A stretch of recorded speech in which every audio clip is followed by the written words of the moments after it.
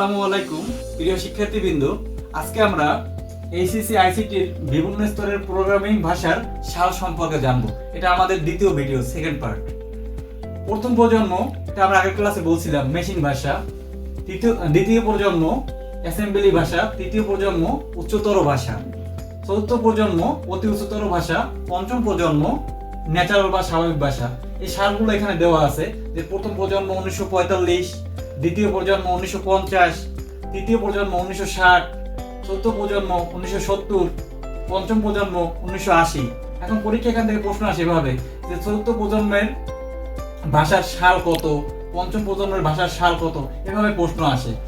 তখন আমরা মনে রাখবো কিভাবে? মনে রাখার একটা টেকনিক আছে, যেমন আমরা মোবাইল নম্বর মনে রাখি না, এভাবে আমরা মনে রাখতে পারি। টেকনিকটা হলো 45, 50, 60, 70, 80। আর প্রত্যেকটার সাথে তো 19 আছে, 1945, 1950, 1960, 1970, 1980, প্রত্যেকটার সাথে আমরা এখানে দেখতে পারবো 19 আছে কতটা। তাহলে এখান থেকে আমরা কিভাবে মনে রাখবো? 45, 50, 60, 70, 80, আর প্রত্যেকটার সাথে আমরা 19 বসাই দিব।